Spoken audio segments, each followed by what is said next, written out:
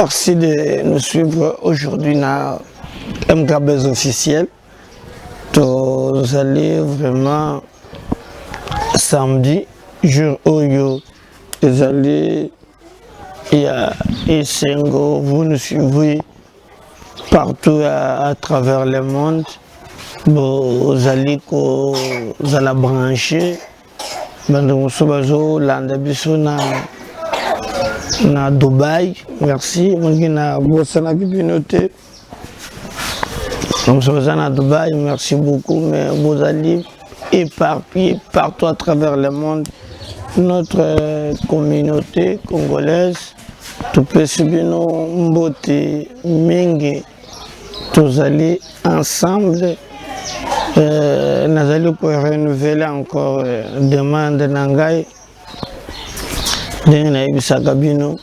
En tout cas, on a besoin que ceux qui ont la vidéo, vous allez nous abonner, commencez par s'abonner. En tout cas, qui est place pour s'abonner, si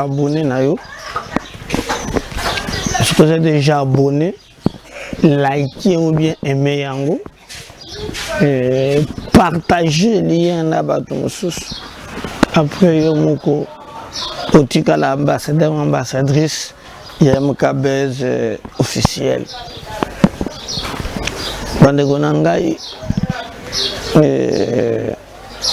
Quelqu'un a dit, si nous ne sommes pas en mesure de vivre ensemble comme des humains, alors nous mourrons ensemble comme des idiots. Capacité du peuple, les alliés, il y a français, capacité du peuple, les alliés, il y a au-delà, il y a la réalité au-delà même, il y a des dossiers, il y a des bango, mais la capacité de tout un peuple, c'est de s'unir devant le danger qui met en mal existence même, il y a nation. Nini ezali koleka en réalité na makambo oyo ya seni. Nini elobi en tout cas na lingue to solo na bino lobby confusion terrible kotaki. Et je vous avais d'ailleurs dit que ceux que vous abonnez à la chaîne, vous ne regretterez jamais. Alors jamais pourquoi vous allez abonner. Et je pense que Boumoni, Likamboya Seni, Commission électorale nationale indépendante, Oyo et Sengeli d'ailleurs va organiser ma première en 2023. Si vous regardez de l'autre côté, vous allez la pression interne de la population à Bissau, aux alternance. De l'autre côté, les politiciens, ils calculé na bango pe à part na agenda oyo na bango. Bande konangai, les mêmes méthodes, la même réflexion, la circonstance, le cola oyo, ils ont déjà planifié. Parce que ceux qui ont allé très bien, on nous parle Makambo, il y a 5 protocoles d'élection. Journée, surtout, vous allez freiner en retard, il y a élection. Je vois les cas où tous en Yango, Lelo. On a expliqué pendant 2 jours que les confessions religieuses, Bangonde Bazala qui appelé kolandisa makana mubeku voté dans l'Assemblée nationale que bango nde bako diriger seni bozala pe na membre moko bako tinda na assemblée plénière bakendaki histoire boyebi très bien ya liboso attaqué na malonda ya mibale yango tomoni bakendaki balongolaki ba candidat mosusu ba éliminaki bango. Je ne sais pas dans n'importe quelle procédure, mais au moins balongola ki bango. Baye kokumati na tokobe ngango na finale. Cyril Botoko na Denis Kadima. Alors, balongwa ki na Senko, bakendaki na Sime. Nani a gagné, nani a bima, nani a kozala bayo kanakite, ce qui a fait que moko a longwe na ye na groupe on parmi les 8 tomoni 6 babimi bakeli na Sime die batika na be kufunda na kepa mboso lokola bana mike oyo zalaki o ngazalaki te ye muntu asalaki ye bona bobande kupotana présent assemblée après si bango 48 heures. Alors pour moi na kenem câbles officiels tozalaka bato tous au moins informé ndam na ebisa bino na emission na lobby ndenge batozolo mboso apesi bango 48 heures ache bango de blocage apesi bango de passe ya koleka même ndenge ya liboso parce que akeko ebisa bango bagende koyokana metango bangai na koti si ba information ezalaki te babandela élection ezalaki ke non ye na bandeko mosusu bato ba un compromis pour que baya ko signer baya ko bungisa na PV, ce qui n'est pas le cas na bandeko ya SCC ou bien na bandeko ya Église catholique, parce que Cyril azali candidat ya Église catholique, azali ya protestant mais bayoko porter na baomi balewan. Mais le 6 bazali que bloc oyo bazali ko travailler pe bazali ko promettre que bakozonga simate. Alors mon monaki mbuto ezalaki lobi mataki ta sala boye moyen te entre mon topé cette version, ça ne marchait pas, ça ne marchait pas. Alors même Yemoko président, il y a ensemble à Kobuma à comprendre que c'est pas facile de travailler dans le contexte Oyo. Alors, comme maintenant, Tindi Bango, Bayokan, expiration à Bango, il y a prolongation de Pessi Bango, et c'est là qui lobby. Alors, est-ce que Bao Baza 6 va céder? Est-ce que le B va céder? Vous allez causer réflexion peu na moi ben fois que tu caches tout juge tango ba komi kuna na kati ba kutani sos po ba confession be yo na ba er moko boy. Mais avant on de coma tractation ezalaki et l'église catholique na SCC va proposer schéma ya sik balobi va écarter maintenant selon bango, il faut que écarter les deux candidats qui posent problème.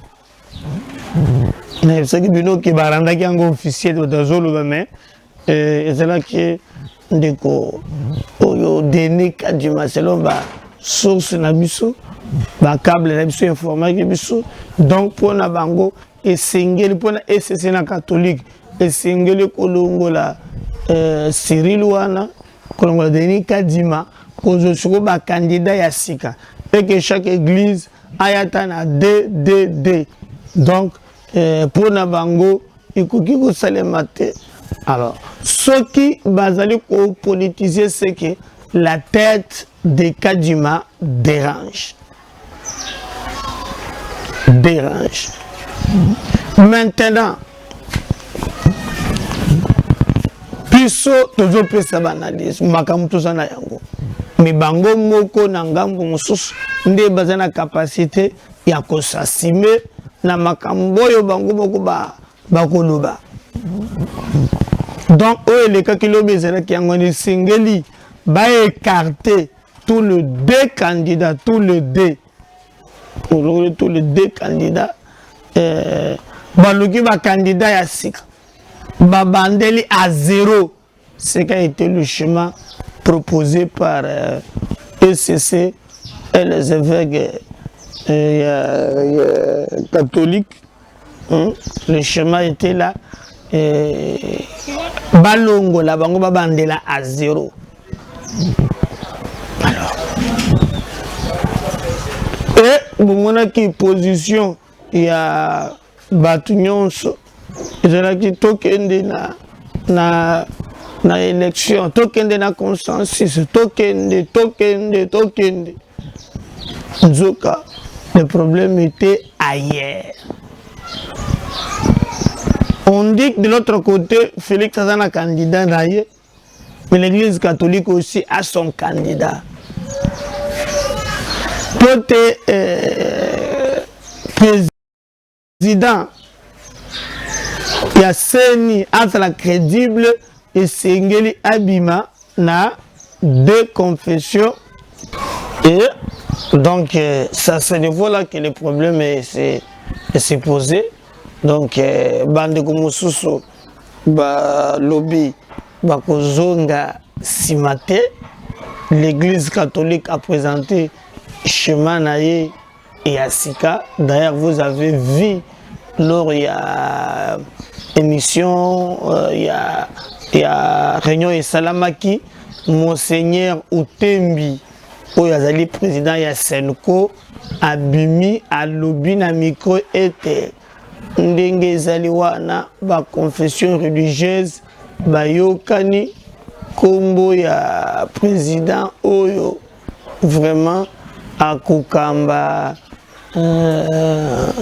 Seni et que besoin qui de même de moko azali na président moko akei na plénière et Marcel Utembi oyo azali président ya ba Senko. Il y a une déclaration et ça a été même relayé na Batunion Soukeno ils allaient bongo. Alors on n'a pas compris Batouba relayé et d'ailleurs les noms même cités on nous a parlé du Camboya Paul Sapo pour le FIDH pour le billet wana on a candidat et consensuel pour Bayou qu'on a que pour à diriger Seni. Bon, Paul Sapo Batanga qui était, mais quand on dit la kaba na ba source, ba lobby, en tout cas, Paul Sapo monte basé par consensus. Et d'ailleurs, surtout quand il s'agit que non, il y a son ménazala qui est un peu prudent. Beaucoup très bien qu'il n'a tiré de ça la émission na Likamboa nate parce que je n'avais pas totalement des éléments. Alors, Paul Sapo, quand la présent il y a Ligue des électeurs, donc il y a un Abaloba qui Abima et c'est lui qui a fait communiquer Marcel Utembi, où il y a Zalé, président, il y a évêque. Donc il y a Senko, Yemoto, Lobaki Yango, Top Congo Zaki Yango, Bamidje Bele Balubela Yango, et Bissoto Kadisaki Petragezela qui solo. Vers 18h, qu'est-ce qui s'est passé réellement? Les évêques, Tuyaba Kimbanguiste, les salutistes, bato ya ndenge baye kobima.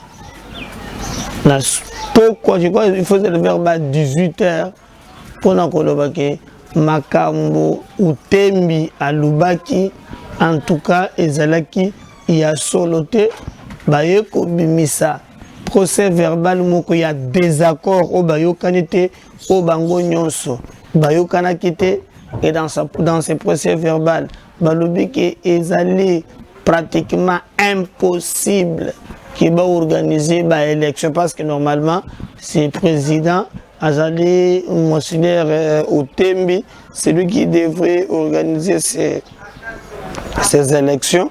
Je vais chercher, je vais voir la lettre où il y a des accords na bango ndenge ba yo kanité donc balobi pas question il y a ça là pas en marche arrière comme je vous avais dit déjà que les 6 bazana dynamique na bango mais nous aurons appris que nous parmi les 6 ils ont les sous-cités et comme 5 on dirait le salutiste armée du salut va signer PT na charte wana et tu gagnes 5. Alors qu'est-ce qui devrait se passer? Tofandi na moi batamzol bakaka utembi président c'est quoi le but toyokani tozu muto na présidence tozu muto ya plénière toza bato moko abango bayebeli na butu balobi eza bongo te toyokani te biso tokei na schéma na biso c'est vers 19h que tozokende na ba 18h 19h que dodo kamba akumbi pe bato bagenango na bureau et assemblée nationale et ils ont déposé selon bango bazobenga ba PV na bango. Donc oyo Monseigneur Otembi alobaki eza mususu mais oyo salami eza mususu parce que maintenant dodo kamba akumi ba confession religieuse ti bakendaki nango na niveau ya assemblée baye ko déposer PV ya élection. Alors montone ezali nani a organisé ba élection parce que il y a le bosso balobaki dans ces conditions bayo kanaki te.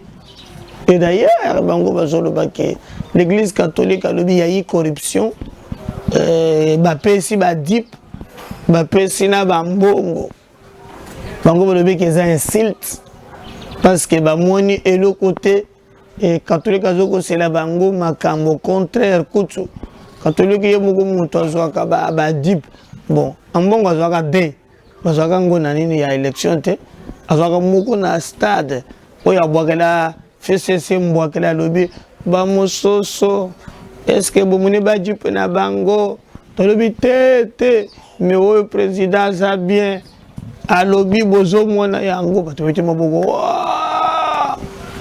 tango Kabila yokendenge wana pone mi bakoda ko dribbler Kabila wazalaki makasi nde Kabila tindi siko dip tasi ne ngasa mbungu akubuyi andimi yango aso bokela ngo jeto na stade akuna mi bale ya minene.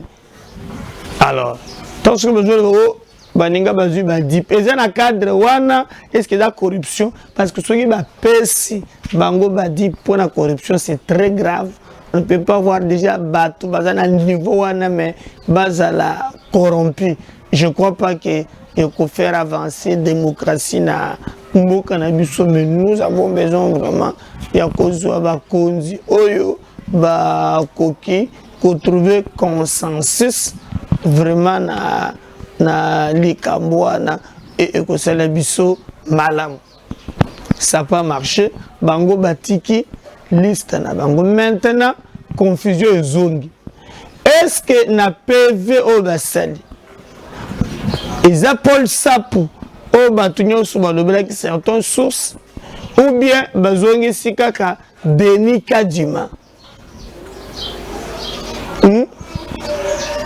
Paul Sapu ou Denis Kadima. Le problème maintenant reste entier. Mais au moins, batiki, PV, na bango, selon les informations de notre possession, ils n'ont pas reculé, ils ont maintenu vote Oyo Basala qui Jourouana, qui publicité Denis Kadima. Au cas où va changer, c'est que va voter alors Paul Sapou. Alors, Paul Sapou, ceux qui ont voté dans le schéma qui va c'est les sélections. Est-ce que vous allez valider par tous les 8 non? Parce que nous apprenons maintenant qu'il nous base à 3 débats, c'est les blocs. SCC, catholique, na armée du Sali. On va signer na PV ou à la télé. Alors, si vous regardez, Mbalamoko, classe politique, balokaka occasion, on vient en grâce à eux, les Sanga Bonganga. Pour les Sanga Bonganga, na français, les groupes de féticheurs. Donc, vieux, à l'occasion dialogue, occasion, monanité, abondant maintenant, occasion, de dialogue peut s'améliorer. Pour la vie de Folengango, il y a Bimi Balamoko, il y a peu bandi pour parler. Abanda ko mais ko la médiation. Donc, les politiciens bako saka batu bazo linga élection, la plupart des autres qui sont là, il y a dialogue. Tenez, FCC, dans cette déclaration, Zeko et Montalobaki, Bango Bazali Prena, Baza d'accord, nous les gars, il faut consensus. Mais Bandeli, consensus, c'est que ça les maté autour de la loi organique. Ils ont voté dans l'Assemblée nationale. Parce que ceux qui ont touché l'organique, n'a pas délégué na bango et sengeli bazoua bakozouate. Alors, baza d'accord, consensus, c'est ça les mêmes. Et il y a en touchant l'organique. Tout bande la zéro pour nous banda koluka lo lengenini ya contribuer makam na niveau ya Assemblée nationale. Tous allez na lamuka via Mozuto Adolphe, balobi pona bango mabele ki makasi ya la corruption. Chilombo azolinga corrompre nde babenga ka chilombo alinga corrompre pona yango bango etali bango te po basenga ki pe bango bazo à 2 personnes dans l'assemblée plénière baboni. Tozali na bande konabiso ya INC ya Vital Kamerhe lo akaningini King mobali ya batu ya mama Amida azana centre nganda azana makalate yepe atali mukanda na ye ono ya INC balobi INC azosenga consensus autour ya likambo wana donc bato esengeli ba solola esilika kate toye komona ensemble ya Moïse Katumbi Chabwe eto nazo tanga Moïse Katumbi na saka konyangi Katumbi Chabwe donc ndenga banda ke ko benga mais ensemble peut et réagir à lobby ensemble à lobby dans ces conditions. Il y a un régime autour, il y a autour d'une manière générale autorité exagérée. Alors, alors, il s'est pris ça lobby au système en place, habit à autorité. Institutions communes politisées, à les institutions politisées, quand on vient lobby, à côté de délégué naïté, parce que conditions de malamouté, il faut consensus. Donc,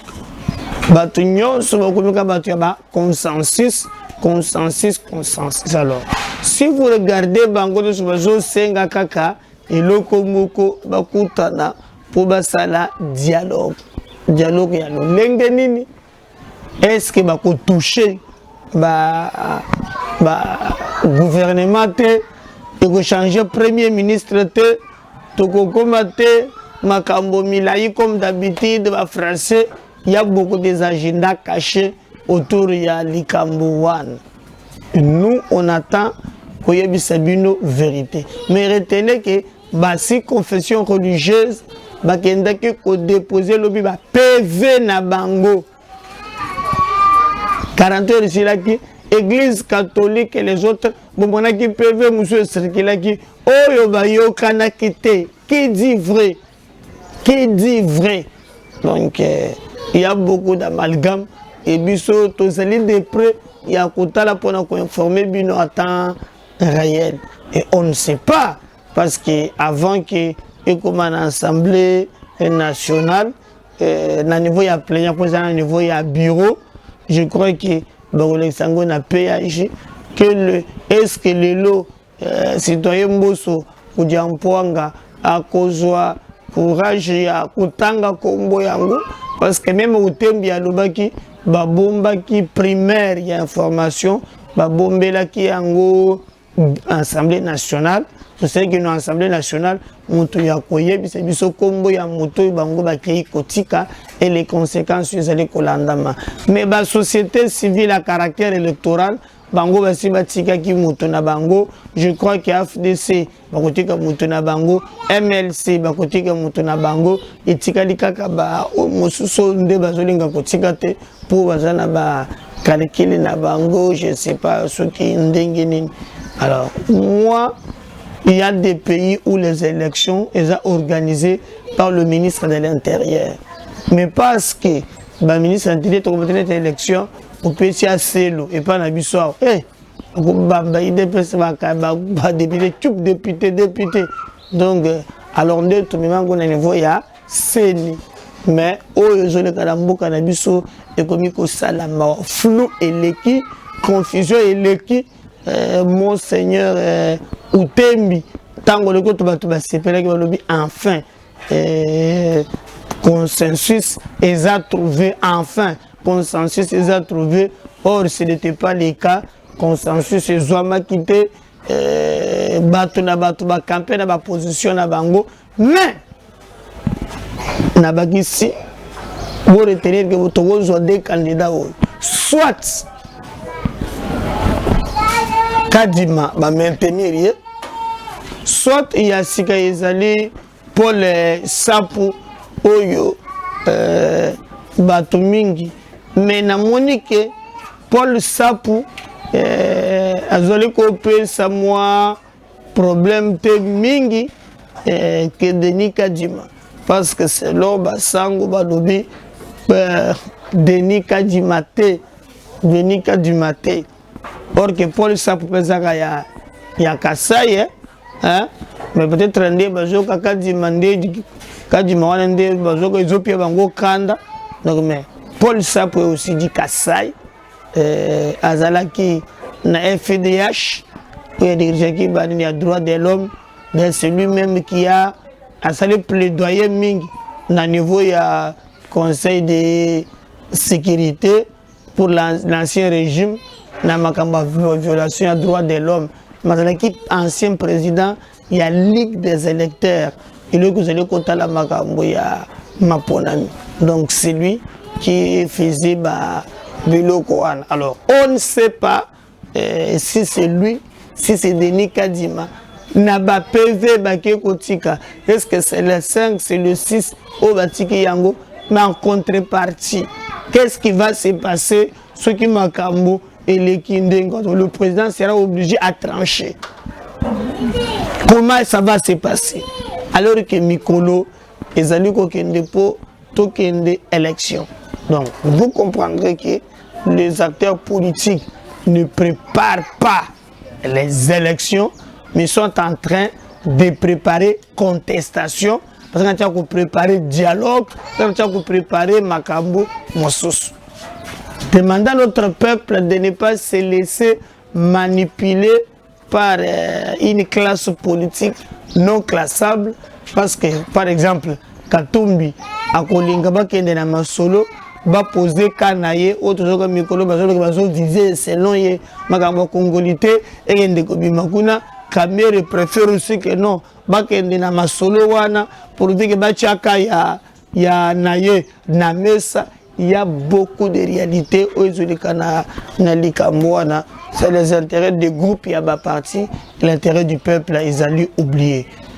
Restez branchés à MKBuzz officiel. Partagez nos liens. Commentez nos vidéos. Abonnez-vous si vous allez abonner. Et on attend aussi votre contribution. Je suis Médard Kankolongo. Si je ne revenais pas, à la prochaine. Bye.